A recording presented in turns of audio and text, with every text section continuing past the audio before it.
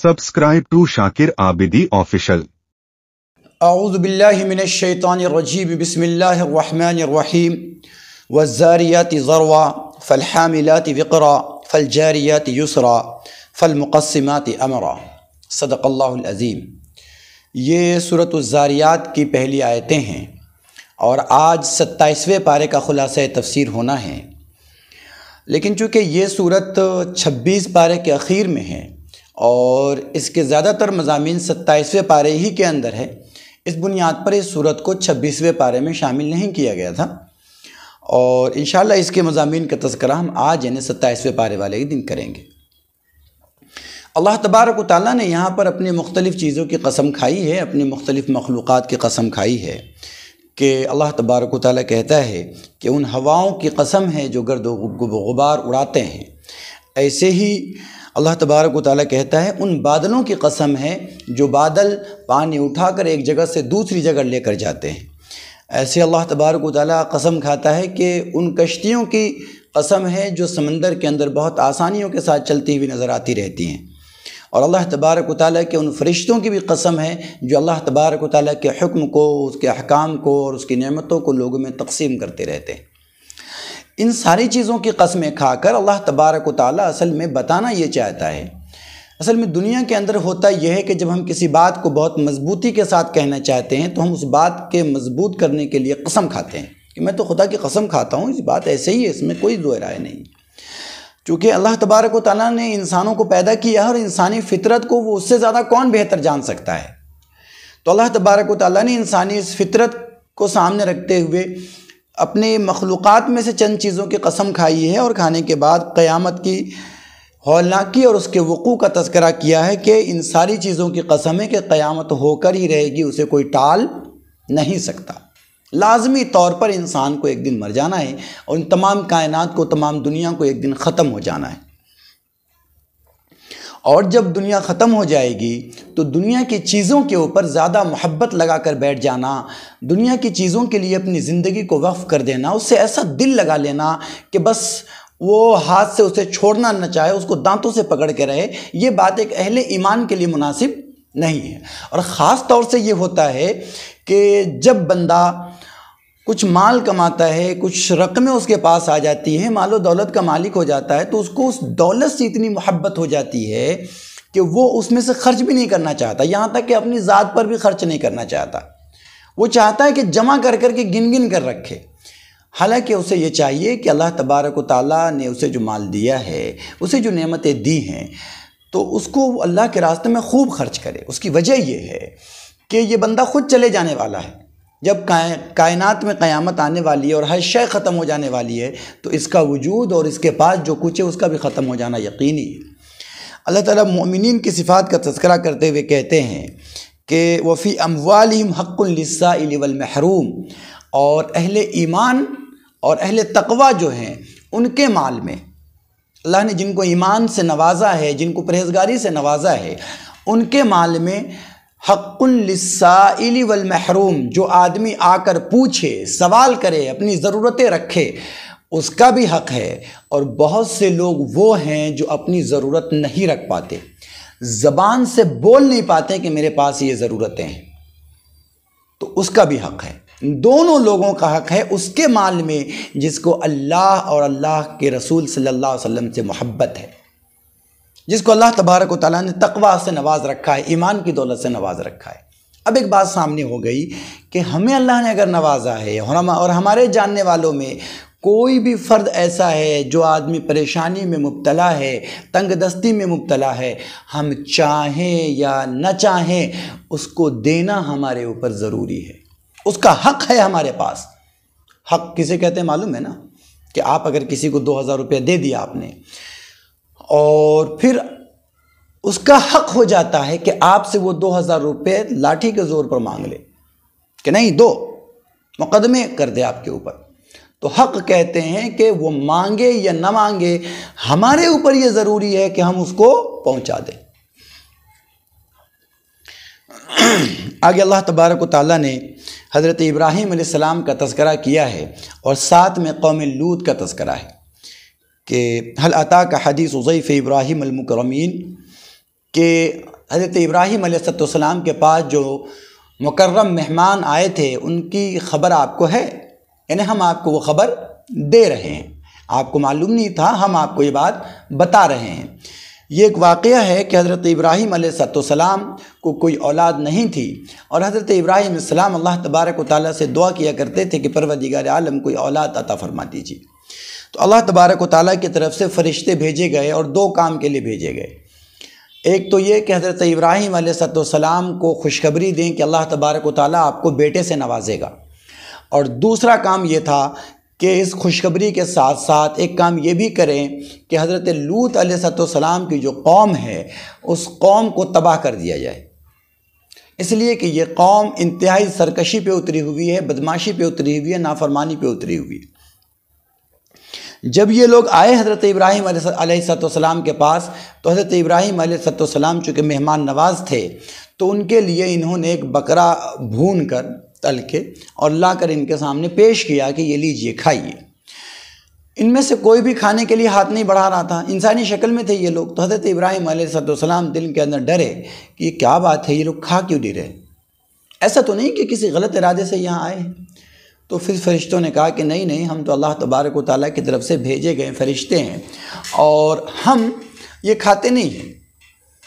اور ہم آپ کے پاس اس لیے آئے ہیں تاکہ آپ کو اللہ تبارک و تعالیٰ کی طرف سے بیٹے کی خوشخبری سنا دیں۔ تو حضرت ابراہیم علیہ السلام نے اللہ تعالیٰ کا شکریہ ادا کیا،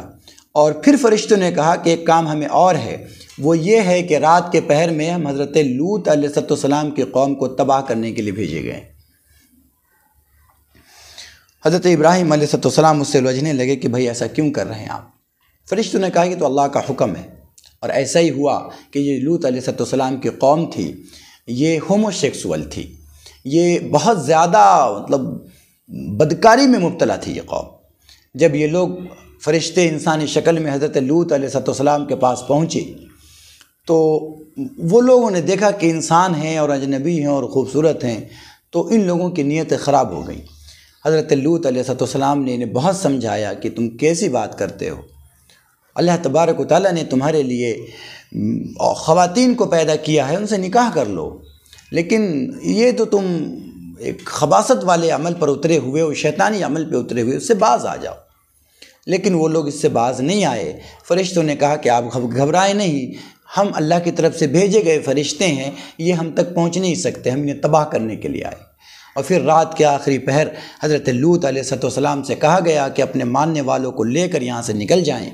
وہ نکلے اور اللہ تبارک و تعالیٰ کے حکم سے ان فرشتوں نے بستی کو نیچے سے اٹھایا اور آسمان کی طرف لے جا کر اوندھا پلٹ دیا۔ یہ سارے کے سارے ہلاک و برباد ہو گئے۔ آگے اللہ تبارک و تعالیٰ نے اپنی تخلیق کا تذکرہ کرتے ہوئے، اپنی قدرت کا تذکرہ کرتے ہوئے کہا ہے وَالسَّمَاءَ بَنَيْنَاهَا بِأَيْدٍ وَإِنَّا لَمُوسِعُونَ، کہ ہم نے اس پوری کائنات کو اپنے دست قدرت سے بنایا ہے اور ہم ہی اس کو پھیلا رہے ہیں۔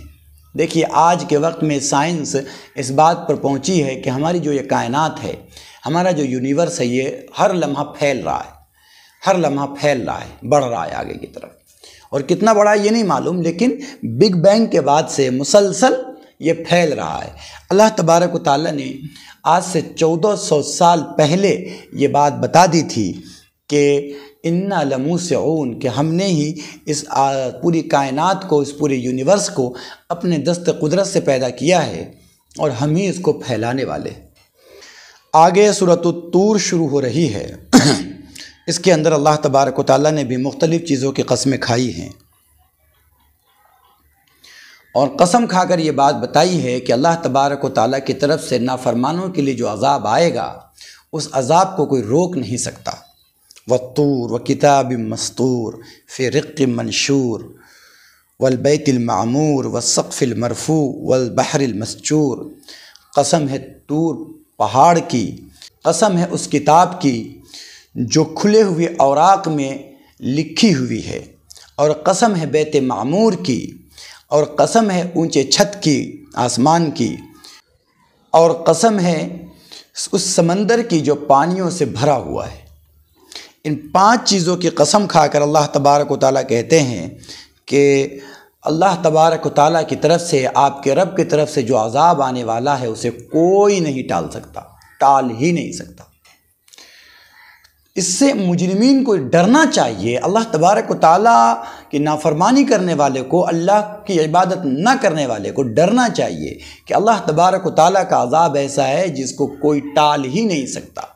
لہذا جب وہ ٹلنے والی چیز ہی نہیں ہے تو اس سے بچنے کا طریقہ اختیار کرنا چاہیے، اور بچنے کا طریقہ یہ ہے کہ اللہ تبارک و تعالیٰ کی عبادت کی جائے، اس کے سامنے جھکا جائے، اس کو ایک خالق حقیقی مانا جائے۔ جب یہ مشرکین، جب یہ کافر، یہ کفار اللہ تبارک و تعالیٰ کے اس عذاب میں گرفتار ہوں گے تو اللہ تبارک و تعالیٰ ان سے کہے گا، وہ کہے گا بھئی ہمیں بچا لیجئے، ہمیں بچا لیجئے، ہمیں معاف کر دیجئے۔ دنیا کے اندر ایسا ہوتا ہے کہ جب بندہ بہت واویلا کرتا ہے، شور شرابہ کرتا ہے، بہت سی مرتبہ انسان کے دل میں رحم آ جاتا ہے، اس کی سزا کم کر دیتا ہے یا اس کی سزا کو ہلکا کر دیتا ہے۔ کل قیامت میں چونکہ اللہ تبارک و تعالیٰ کے نے یہ فیصلہ کر دیا ہے، یہ رول لاگو کر دیا ہے، اللہ تعالیٰ نے اپنے لیے یہ بات کہہ دی ہے اور تمام کائنات کے لیے بات کہہ دی ہے کہ ہمارے پاس جو ایمان بچا کر لائے گا وہی بندہ ہمارے رحم کا مستحق بنے گا۔ جو ایمان بچا کر نہیں لائے گا وہ چاہے کتنا ہی چیخے چلائے واویلا کرے، اس کی چیخ و پکار نہیں سنی جائے گی۔ تو جب یہ لوگ جہنم میں چیخ پکار کریں گے، عذاب میں گرفتار ہونے کے بعد چیخ پکار کریں گے، تو اللہ تبارک و تعالیٰ ان سے کہے گا اصلوہا فاصبروا او لا تصبروا، جہنم میں داخل ہو جاؤ اور تم صبر کرو یا صبر نہ کرو، سواء علیکم، یہ دونوں چیزیں تمہارے لیے برابر ہیں، تم صبر کرو یا نہ کرو، دونوں باتیں تمہارے لیے برابر ہیں۔ انما تجزون ما کنتم تعملون، تم جو کچھ کیا کرتے تھے اسی کا تمہیں بدلہ دیا جا رہا ہے، الگ سے تمہارے اوپر کوئی ظلم نہیں کیا جا رہا۔ لیکن ان آیتوں کو پڑھ کر، ان آیتوں کو سن کر اگر کوئی ایمان لے آتا ہے، اللہ تبارک و تعالیٰ کی مان لیتا ہے اور اس کے مطابق زندگی گزارتا ہے، تو اس کا تذکرہ کرتے ہوئے اللہ تعالیٰ فرماتے ہیں ان المتقین فی جنات ونعیم، کہ یہ جو متقی لوگ ہیں یہ لوگ اللہ تبارک و تعالیٰ کے فضل سے جنت میں اور نعمتوں کے اندر ہوں گے، فاکہین بما آتاہم ربہم، اور ان کا رب جو انہیں نعمتیں عطا فرما رہا ہوگا یہ اسے حاصل کر رہے ہوں گے، فائدہ اٹھا رہے ہوں گے، خوش ہو رہے ہوں گے۔ وَوَقَاهُمْ رَبُّهُمْ عَذَابَ الْجَحِيمِ، اور ایک بہت بڑی نعمت تو ان کے لیے یہی ہوگی کہ ان کے رب نے ان کو جہنم کے عذاب سے بچا لیا ہے۔ اور یہ ان کی خصوصیات کا تذکرہ ہے کہ اللہ تبارک و تعالیٰ جو انہیں نعمتیں دے گا ان نعمتوں کو حاصل کر رہے ہوں گے، اپنے تکیوں پہ اور اپنے بستروں پہ یوں ٹیک لگائے ہوئے بیٹھے ہوئے ہوں گے، آمنے سامنے باتیں کر رہے ہوں گے، اللہ تبارک و تعالیٰ حوروں سے نواز رہا ہوگا، خدام لگے ہوئے ہوں گے، جس چیز کی خواہش کی جائے گی حاضر کر دی جائے گی، اور اللہ تبارک و تعالیٰ کی طرف سے ہر انعام و اکرام سے نوازا جا رہا ہوگا بندہ۔ تو ان چیزوں کا اللہ تبارک و تعالیٰ نے اہل ایمان کے لیے تذکرہ کیا ہے۔ آگے اللہ تبارک و تعالیٰ نے نبی اکرم صلی اللہ علیہ وسلم کو تسلی دیتے ہوئے ایک بات کہی ہے کہ آپ کا کام انہیں منوانا نہیں ہے، آپ صرف اتنا کام کریں وَاصْبِرْ لِحُكْمِ رَبِّكَ فَإِنَّكَ بِأَعْيُنِنَا، کہ آپ ان سے کہہ دیتے ہیں ایمان لانے کے لیے، یہ مانتے ہیں تو ٹھیک ہے، نہیں مانتے ہیں تو آپ کا کام یہ نہیں ہے کہ اسے منوا دیں، آپ صبر کر لیجئے۔ اگر آپ کو یہ تکلیف پہنچانے کے لیے کچھ جملے بھی الٹے بولتے ہیں تو آپ اس پہ صبر کر لیجئے۔ آپ فَإِنَّكَ بِأَعْيُنِنَا، آپ ہماری نظروں میں ہیں، آپ ہماری ہر وقت نگاہوں میں رہتے ہیں۔ یہ جملہ نبی اکرم صلی اللہ علیہ وسلم کے لیے بڑی تسلی والا ہے۔ ظاہر بات ہے کہ جب خالق کائنات خود کہے اپنے محبوب سے کہ آپ دل چھوٹا نہ کیجئے، آپ ہر لمحہ ہماری نظروں میں ہیں، ہم ایک لمحہ بھی آپ سے غافل نہیں ہیں، تو ظاہر بات ہے ایسے وقت میں بڑی تسلی ہوتی ہے کہ اللہ تبارک و تعالیٰ میری نگرانی کر رہا ہے۔ آگے سورۃ النجم شروع ہو رہی ہے۔ سورۃ نجم کے معنی ہی آتے ہیں ستاروں کے، اور چونکہ اس سورت کا پہلا لفظ ہی النجم ہے، وَالنَّجْمِ إِذَا هَوَى مَا ضَلَّ صَاحِبُكُمْ وَمَا غَوَى، یہاں پر نبی اکرم صلی اللہ علیہ وسلم کا تذکرہ کیا گیا ہے، اور اس تذکرے سے پہلے اللہ تبارک و تعالیٰ نے ستاروں کی قسم کھائی ہے۔ یہ جو کفار مکہ تھے یہ نبی اکرم صلی اللہ علیہ وسلم کے بارے میں کبھی کہتے تھے کہ نبی اکرم صلی اللہ علیہ وسلم مجنون ہیں، ان کو پاگل پن ہوتا ہے، نعوذ باللہ من ذالک، کبھی کہتے تھے کہ یہ شیطان کے اثر میں ہے۔ اللہ تبارک و تعالیٰ نے ستاروں کی قسم کھا کر کہا کہ نہیں، ایسا نہیں ہے، وَالنَّجْمِ إِذَا هَوَى، کہ ستاروں کی قسم کھا کر میں کہتا ہوں، ایسا نہیں ہے کہ محمد رسول اللہ صلی اللہ علیہ وسلم مجنون ہو یا آپ صلی اللہ علیہ وسلم راستے سے بھٹکے ہوئے ہوں، ایسا نہیں ہے، بلکہ سچی بات یہ ہے کہ جس طریقے سے لوگ ستاروں کو دیکھ کر راستے حاصل کرتے ہیں، میں نے اپنے نبی کو بھی اسی طریقے سے ہدایت کے لیے روشن بنایا ہے کہ جو آدمی میرے نبی صلی اللہ علیہ وسلم کے ساتھ لگے گا، ان کی بات مانے گا، وہ ہدایت پا جائے گا، کامیابی پا جائے گا، راستہ پا جائے گا۔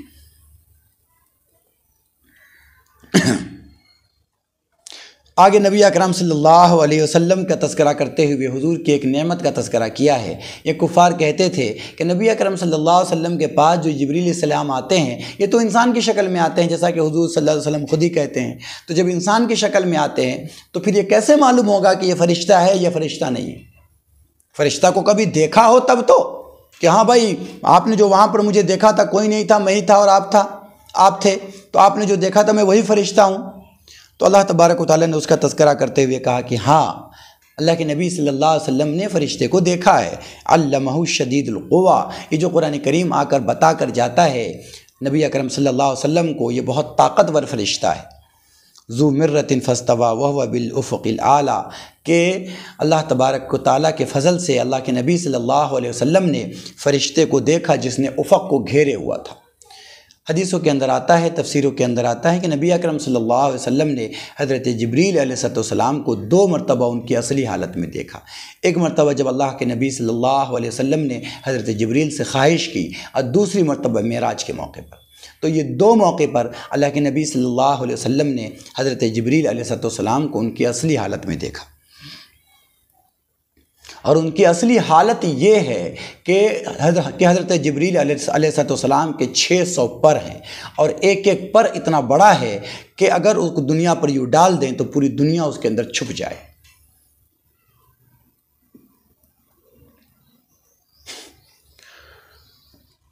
آگے اللہ تبارک و تعالیٰ نے ایک رول بیان فرمایا ہے اور ایک واقعے کا تذکرہ کیا ہے۔ واقعہ یہ ہے کہ نبی اکرم صلی اللہ علیہ وسلم جب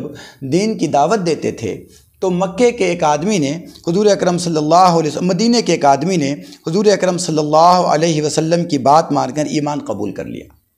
جب ایمان قبول کر لیا تو اس کے دوست نے کہا کہ یہ کیا تم مسلمان ہو گئے؟ کہا کہ میں تو ڈرتا ہوں کہ کیا معلوم اللہ تبارک و تعالیٰ کے عذاب میں نے کہیں گرفتار ہو جاؤں۔ تو اس نے کہا کہ ایسا کرو، مجھے تھوڑے پیسے دے دو اور میں تمہاری طرف سے تمہارا عذاب اٹھا لوں گا، تمہارے اعمال کا بوجھ اٹھانے کے لیے میں تیار ہوں۔ اس نے تھوڑا پیسے بھی دیا، تھوڑا نہیں بھی دیا۔ اللہ تبارک و تعالیٰ نے ان دونوں لوگوں کی بات رد کر دی اور کہا کہ نہیں، یہاں تو معاملہ یہ ہے کہ لا تزر وازرۃ وزر اخری، یہاں پر کوئی آدمی کسی کا بھی بوجھ نہیں اٹھائے گا۔ افرأیت الذی تولی وآتی قلیلا واکدی، کہ وہ آدمی، اس آدمی کی خبر آپ کو تو ہے ہی ہے جس نے منہ پھیر لیا اسلام سے، اور جس سے اس کا معاہدہ ہوا تھا کہ ہاں بھائی تم مجھے پیسہ دو گے اور میں تمہارا گناہ اٹھاؤں گا، تو اس نے تھوڑے پیسے دیے، تھوڑے نہیں دیے۔ یہ پورے پیسے دیں یا آدھے پیسے دیں، کوئی فرق اس سے نہیں پڑتا۔ لیکن آخرت کا رول یہ ہے کہ لا تزر وازرۃ وزر اخری، کوئی آدمی کسی کا بوجھ نہیں اٹھائے گا، ہر آدمی اپنا بوجھ اٹھائے گا۔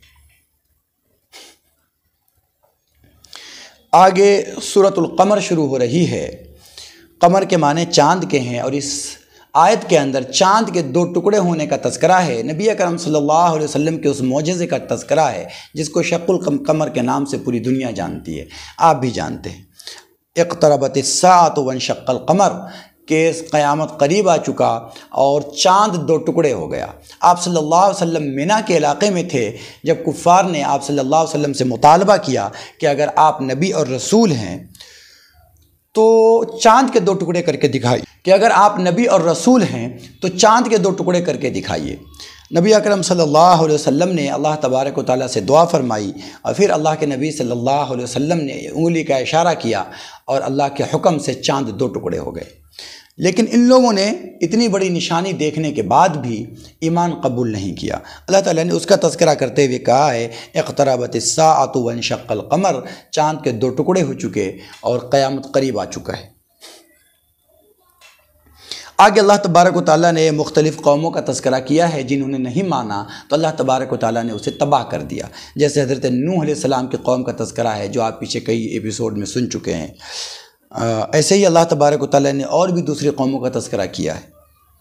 آگے اللہ تبارک و تعالیٰ نے اس سورت کے اندر ایک بہت اہم بات بتائی ہے کہ وَلَقَدْ يَسَّرْنَا الْقُرْآنَ لِلذِّكْرِ فَهَلْ مِن مُدَّكِرٍ، کہ اس قرآن کریم کو ہم نے ہدایت کے لیے آسان کر دیا ہے، تو کیا کوئی ہے ہدایت حاصل کرنے والا؟ قرآن کریم کو دو حصوں میں ڈیوائیڈ کیا جاتا ہے، ایک وہ جو ہدایت سے تعلق رکھتا ہے، یعنی اللہ تبارک و تعالیٰ کی طرف سے وہ موٹی موٹی دلیلیں جو ایک عام انسان کو کلک کرتی ہیں کہ اللہ کے علاوہ کوئی عبادت کے لائق نہیں ہے، اللہ تبارک و تعالیٰ کی طرف سے وہ نشانیاں جس کو دیکھ کر انسان کا دل پکار اٹھتا ہے کہ نہیں، عبادت کے لائق تو وہی ذات ہے جس نے ان نشانیوں کو پیدا کیا ہے۔ تو ایک ان چیزوں کا تذکرہ ہے قرآن کریم کے اندر، واقعات کا، نشانیوں کا، دلیلوں کا، ان چیزوں کا تذکرہ ہے، عبرت کا، ان چیزوں کا تذکرہ ہے، جنت و جہنم کا، ان چیزوں کا تذکرہ ہے کہ ان چیزوں کو دیکھ کر کوئی ہے نصیحت حاصل کرنے والا، ان چیزوں میں غور و فکر کر کے کوئی ہے نصیحت حاصل کرنے والا۔ اس کے لیے قرآن کریم بہت آسان ہے، کوئی بھی بندہ بہت موٹے سے موٹے ذہن کے لوگوں کو بھی قرآن کریم کلک کرتا ہے اور اس کی سطح پر اتر کر بات کرتا ہے، جیسے کہ میں نے پچھلے کئی ایپیسوڈ کے اندر یہ بات کہی ہے، کئی تفسیروں کے اندر یہ بات کہی ہے کہ اللہ تبارک و تعالیٰ معمولی مکھی کی مثال دیتا ہے، مچھر کی مثال دیتا ہے، ایسے ہی اللہ تبارک و تعالیٰ کھیتی باڑی کی مثال دیتا ہے، جانوروں کی مثال دیتا ہے، بوجھ اٹھانے کی مثال دیتا ہے، بہت موٹی موٹی مثالیں دیتا ہے تاکہ بہت کامن پرسن بھی اس سے ہدایت حاصل کر سکے اور اس کو سمجھ سکے۔ تو اس حساب سے قرآن کریم بہت آسان ہے، لیکن ایک دھوکہ لوگوں میں یہ چلتا ہے کہ قرآن کریم ہر طرح سے آسان ہے۔ قرآن کریم کا ایک حصہ وہ ہے جو احکام سے متعلق ہے، یہ حصہ بہت مشکل مرحلہ ہے۔ احکام وہی بندہ نکال سکتا ہے جس نے اپنی زندگیاں لگائی ہوں اس کے اندر، جس نے اس کی گہرائی کو سمجھا ہو۔ اس لیے کہ احکام، یہ محکم جو آیتیں ہیں، وہ محکم آیتیں، اس سے احکام کا استنباط کرنا، احکام کا اس سے نکالنا، یہ سب لوگوں کا کام نہیں ہے، یہ تو نبی کا کام ہے یا وارثین نبی کا کام ہے۔ تو یہ حصہ بہت مشکل ہے۔ جو لوگ بھی قرآن کریم وغیرہ کی تفسیر وغیرہ کرتے ہیں وہ سمجھتے ہیں کہ ساری چیزیں آسان ہیں اور وہ احکام کو بھی ایسے ہی ٹھوک دیتے ہیں۔ نتیجہ یہ ہوتا ہے کہ وہ جو احکام کو ایسے ہی لوگوں کے سامنے پیش کر دیتے ہیں تو اس کے اندر وہ غلطی کرتے ہیں، احکام کچھ اور بیان کرنے چاہیے تھے اور وہ بیان کچھ اور کر دیتے ہیں، حکم کچھ اور ہوتا ہے اور بتا کچھ اور دیتے ہیں۔ تو لوگوں کو یہ یاد رکھنا چاہیے کہ قرآن کریم آسان ہے، بہت آسان ہے، مگر قرآن کریم ہدایت کے لیے آسان ہے، احکام کے لیے آسان نہیں ہے۔ احکام نکالنے کے لیے اسے سیکھنا پڑے گا، استنباط کرنے کے لیے اس کا علم گہرائی کے ساتھ حاصل کرنا پڑے گا۔ آگے اللہ تبارک و تعالیٰ نے پھر کئی قوموں کا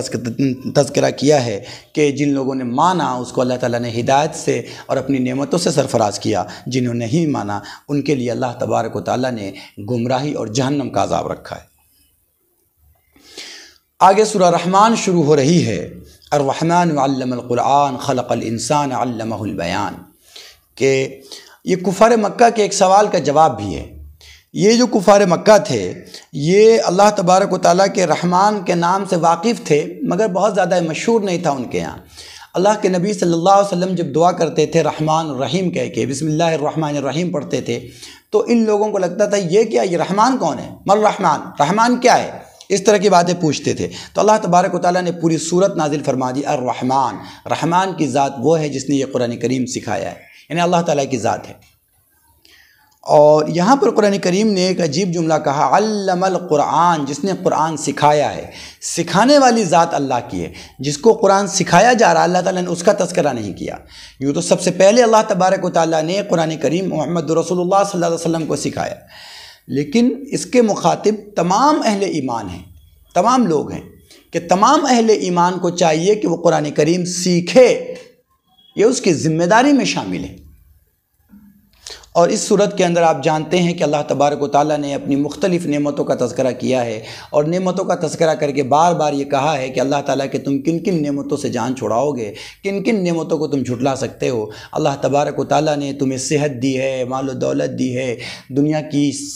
چیزیں دی ہیں، آرائش کی چیزیں دی ہیں، جنت سے نوازنے والا ہے، یہ ساری نعمتیں اللہ تبارک و تعالیٰ نے تمہیں دی ہے، تم اس کی نعمتوں کو جھٹلا نہیں سکتے۔ آپ سوچ کے دیکھیں ایک مرتبہ کہ ذرا سا کرونا کا وقت آیا تھا، انسان آکسیجن کے لیے پریشان مارا پھر رہا تھا، اور جب سے ہم پیدا ہوئے ہیں تب سے کروڑوں اربوں انسانوں نے کتنا آکسیجن لے کر اس کو کاربن ڈائی آکسائڈ میں بدل دیا۔ آج تک اسپیس کے اندر کبھی بھی آکسیجن کی کمی نہیں ہوئی۔ اتنا پردوشن ہوتا ہے، اتنے زمین کے اندر الٹی سیدھی چیزیں گیسز چھوڑی جاتی ہیں، ان ساری گیسوں سے تو آکسیجن کے اندر کمی آ جانی چاہیے تھی، لیکن یہ اللہ تعالیٰ کا نظام ہے کہ اتنے کروڑوں جاندار آکسیجن لیتے ہیں، اس کے بعد بھی آکسیجن میں کوئی کمی نہیں ہوتی۔ اللہ تبارک و تعالیٰ نے ان تمام نعمتوں کا تذکرہ کیا اور بار بار کہا ہے کہ اللہ تعالیٰ کے کن کن نعمتوں کو جھٹلاؤ، اور خاص طور سے اللہ تبارک و تعالیٰ نے انسانوں اور جناتوں کو کھلے طور پر کہا ہے کہ اے انسانوں اور جناتوں کی جماعت، یاد رکھو کہ تم جو دنیا کے اندر کر رہے ہو، تمہارے حساب و کتاب کے لیے ہم بہت جلدی بالکل فارغ ہو کر تمہاری طرف متوجہ ہونے والے ہیں۔ فارغ ہونے کا مطلب یہ ہے کہ اس وقت اللہ تبارک و تعالیٰ دنیا کو ختم کر دے گا، اور کائنات میں جو اسپیس میں مختلف چیزیں بننے کا جو نظام ہے، دنیا کے اندر مختلف چیزوں کے پیدا ہونے کا جو نظام ہے، اللہ تبارک و تعالیٰ ساری چیزوں کو ختم کر دے گا۔ تو یہ ساری چیزیں ختم ہو جائے گی، پھر اللہ تبارک و تعالیٰ باضابطہ حساب و کتاب کی طرف متوجہ ہوگا۔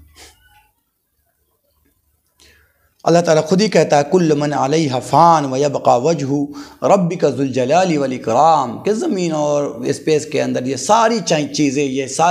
ساری کائنات، یہ جو ہمارا پورا یونیورس ہے، یہ سب کے سب ختم ہو جانے والا ہے۔ ویبقى وجہ ربک ذو الجلال والاکرام، اور اللہ تبارک و تعالیٰ ہی کی ذات گرامی وہ ذات ہے جو باقی رہنے والی ہے، باقی کوئی بھی باقی نہیں رہے۔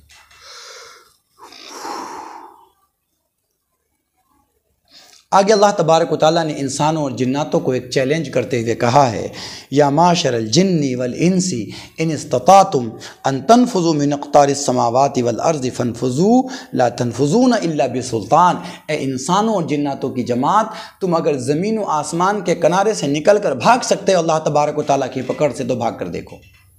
لا تنفذون الا بسلطان، تم طاقت کے بغیر نہیں بھاگ سکتے، اور تمہیں اللہ تبارک و تعالیٰ نے اتنی طاقت ہی نہیں دی۔ آگے سورۃ الواقعہ شروع ہو رہی ہے، اور چونکہ اس کے اندر لفظ واقعہ بھی آیا ہے اور قیامت کا تذکرہ ہے واقع ہونے والی چیز کا، اسی لیے اللہ تبارک و تعالیٰ نے شاید اس سورت کا نام سورہ واقعہ رکھا ہے۔ اذا وقعت الواقعہ لیس لوقتها کاذبہ، جس وقت ہونے والی چیز ہوگی یعنی قیامت ہوگی، اسے کوئی ٹالنے والا نہیں ہے۔ لیس لوقتها کاذبہ، اس کو روکنے والا، ٹالنے والا، اس کو نکارنے والا کوئی نہیں ہے۔ اللہ تعالیٰ کا یہ حکم ہے، ہو کر رہے گا۔ آگے اللہ تبارک و تعالیٰ نے انسانوں کے 3 گروہ کا تذکرہ کیا ہے، وَكُنْتُمْ أَزْوَاجًا ثَلَاثَةً، کہ انسانوں کے 3 گروہ ہوں گے، 3 گروپ ہو جائیں گے۔ ان تینوں گروپ میں سے آپ کو یہ طے کرنا ہے کہ ہمیں کون سے گروپ میں ہونا ہے۔ ایک وہ گروپ ہوگا جو اللہ تبارک و تعالیٰ کے مقرب بندوں کا گروپ ہوگا، ان کے لیے تو وارے نیارے ہیں، ان کے لیے تو بلے بلے، ان کے لیے تو بس خوشخبری خوشخبری۔ دوسرا گروپ وہ ہوگا جو اللہ کے بہت مقرب نہیں ہوں گے مگر صاحب ایمان ہوں گے، اللہ تبارک و تعالیٰ کے فضل سے وہ دنیا سے ایمان بچا کر لے کر گئے ہوں گے۔ اور تیسرا گروپ ان لوگوں کا ہوگا جنہوں نے اللہ کو نہیں مانا، اللہ اس کے رسول کو جھٹلا دیا، اللہ کو چھوڑ کر کسی اور کی عبادت کی۔ ان میں سے ظاہر بات ہے کہ کامیاب پہلے کا 2 گروپ ہوگا اور آخری گروپ ناکام ہو جائے گا۔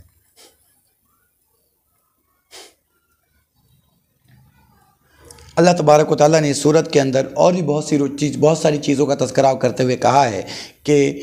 وہاں جو لوگ ہوں گے پھر وہ 2 حصے میں ڈیوائیڈ ہوں گے۔ 2 حصے میں ڈیوائیڈ ہونے کا مطلب یہ ہے کہ کچھ لوگ وہ ہوں گے جن کو ان کا نام اعمال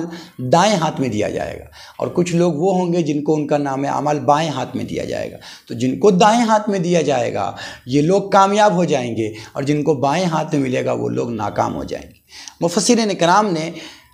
اس طرح کی جو دوسری آیتیں آئی ہیں اس کے ضمن میں یہ بات لکھی ہے کہ کل قیامت میں ایک ہوا چلے گی اور لوگوں کے نام اعمال ہوا میں اڑنے لگیں گے، اور اڑتے ہوئے جس طریقے سے تیز ہوا چلتی ہے اور پتے زمین پہ گرنے لگتے ہیں، تو ان میں سے ہر پتا یوں ڈول رہا ہوتا ہے، کسی ایک پتے کو پکڑ لینا آسان نہیں ہوتا۔ ایسے ہی لوگوں کے نام اعمال میدان محشر میں اڑ رہے ہوں گے، اور ہر آدمی کا نام اعمال اس کے اپنے ہاتھوں میں آ جائے گا۔ تو جن کو دائیں ہاتھ میں نام اعمال آئے گا یہ آدمی کامیاب ہو گیا، اور جن کا نام اعمال بائیں ہاتھ میں آیا یہ آدمی ناکام ہو گیا۔ آگے اللہ تبارک و تعالیٰ نے بہت ساری چیزوں کا، نعمتوں کا تذکرہ کیا ہے کہ دیکھو ایک جو ناپاک قطرہ منی ہے اس کے اندر سے جان کون ڈال کے انسان پیدا کرتا ہے، ایک جو بیج ہے اس کے اندر سے کون پھل اور پودے نکالتا ہے۔ ایسے ہی اللہ تبارک و تعالیٰ نے آگ کا تذکرہ کیا کہ دنیا کے اندر آگ کہاں سے آئی، پتھروں کو مار کر جو ایک آگ پیدا کرتے ہو، بتاؤ یہ کس کے فضل و کرم سے پیدا ہوتا ہے۔ تو یہ ساری چیزیں اللہ تبارک و تعالیٰ نے بیان کی۔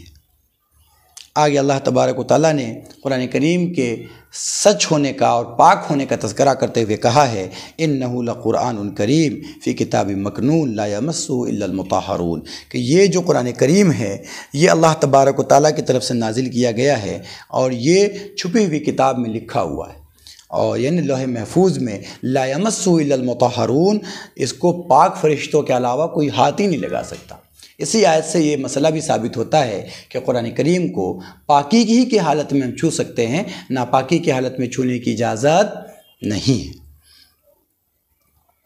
آگے اللہ تبارک و تعالیٰ نے سورہ واقعہ کے اخیر میں یہ تذکرہ کیا ہے کہ تم یہ سمجھتے ہو کہ تم مر کر ختم ہو جاؤ گے، تو ایسا نہیں ہے۔ اگر زندگی کا دینا اور زندگی کا لینا تمہارے ہاتھ میں ہے تو فلولا اذا بلغت الحلقوم وانتم حینئذ تنظرون وَنَحْنُ أَقْرَبُ إِلَيْهِ مِنْكُمْ وَلَكِنْ لَا تُبْصِرُونَ، کہ نبی صلی اللہ علیہ وسلم یہ لوگ دھیان نہیں دیتے۔ فَلَوْلَا إِذَا بَلَغَتِ الْحُلْقُومِ، کہ جب کسی آدمی کی جان اس کے حلق میں آ کر اٹک جاتی ہے اور وہ مرنے والا ہوتا ہے، وَأَنْتُمْ حِينَئِذٍ تَنظُرُونَ، اور ان میں سے بہت سارے لوگ ایسے ہوتے ہیں جو اپنے مرنے والے کے بازو میں بیٹھے ہوتے ہیں اور انہیں دیکھ رہے ہوتے ہیں، مگر ان کی جان واپس نہیں کر سکتے، وہ کر ہی نہیں سکتے، ان کے اختیار ہی میں نہیں ہے۔ تو جب یہ جان واپس لانا ان کے اختیار میں نہیں ہے تو لے جانا بھی ان کے اختیار میں نہیں ہے، اور لے جانا جس کے اختیار میں ہے واپس دوبارہ ڈالنا بھی اسی کے اختیار میں۔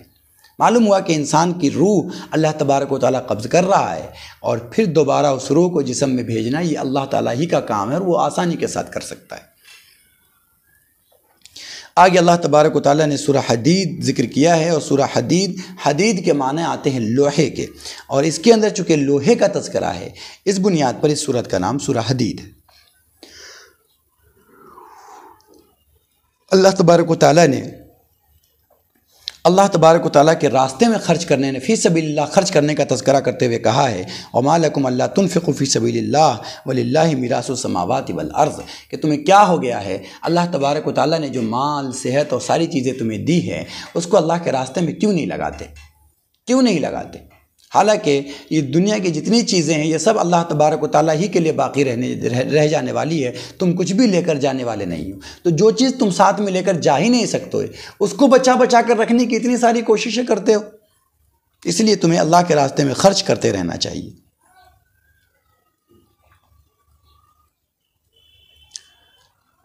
آگے اللہ تبارک و تعالیٰ نے پھر نبیوں کے بھیجنے کا تذکرہ کرتے ہوئے کہا ہے کہ دیکھو اس دنیا میں انسانوں کے بنانے کا مقصد ہی یہ ہے کہ یہ دنیا میں اللہ تبارک و تعالیٰ کی عبادت انسان کرے اور انسان اللہ تعالیٰ کی مرضی کے مطابق زندگی گزارے، اور اسی مقصد کے لیے ہم نے ایک نہیں لاکھوں نبی بھیجے جنہوں نے دنیا والوں کو ہدایت کا راستہ دکھایا، میرے عبادت کا راستہ دکھایا۔ لقد ارسلنا رسولنا بالبینات وانزلنا معاہم الکتاب والمیزان لیقوم الناس بالقسط، کہ اللہ تبارک و تعالیٰ نے رسولوں کو دلیلوں کے ذریعے کے ساتھ بھیجا تاکہ اللہ تبارک و تعالیٰ نے وانزلنا معاہم الکتاب، اور ان کے ساتھ اللہ تبارک و تعالیٰ نے قرآن کریم اور دوسرے نبیوں کے ساتھ دوسری کتابیں نازل فرمائی تاکہ وہ انصاف لوگوں کے درمیان قائم کر سکے، اللہ تبارک و تعالیٰ کی عبادت کا راستہ دکھا سکے۔ تو انصاف قائم کرنے سے ایک بات یہ سمجھ میں آتی ہے کہ انصاف اسی وقت کرے گا جب انسان آبادی میں انسانوں کے ساتھ رہے گا، اگر انسانوں کے ساتھ نہیں رہتا ہے، جنگل میں جا کر رہتا تو انصاف کس کے ساتھ کرے گا؟ اس کے بعد ہی اگلی آیت میں اللہ تبارک و تعالیٰ نے کہا کہ عیسیٰ علیہ السلام کے ماننے والے کچھ لوگوں نے رہبانیت اختیار کر لی تھی، وَرَهْبَانِيَةً ابْتَدَعُوهَا مَا كَتَبْنَاهَا عَلَيْهِمْ إِلَّا ابْتِغَاءَ رِضْوَانِ اللَّهِ، کہ ان لوگوں نے رہبانیت کو اپنے لیے پسند کر لیا، یعنی دنیا چھوڑ کر آبادی سے باہر جنگل وغیرہ میں چلے گئے، اور وہاں جانے کے بعد اللہ تعالیٰ کی عبادت شروع کر دی۔ اللہ تعالیٰ نے اسلام کو ایسا نہیں بنایا ہے، نہیں، اسلام کو کہا ہے آبادی میں لوگوں کے ساتھ رہتے ہوئے آپ اللہ تعالیٰ کی عبادت کرے، لوگوں کے درمیان انصاف قائم کرے، اپنے گھر میں انصاف قائم کرے، اپنی ذات کے ساتھ انصاف قائم کرے، اور اللہ تبارک و تعالیٰ کی ذات کے ساتھ انصاف قائم کرے۔ جب سوسائٹی اور معاشرے میں رہتے ہوئے آپ یہ کام کریں گے تو یہ کام نبوت کا مشن ہوگا، اور اس کے ذریعے اسلام پھیلے گا بھی اور آپ کے درجات بھی بلند ہو گے، اللہ تعالیٰ آپ کی مغفرت بھی کرے گا۔ Subscribe to Shakir Abidi Official.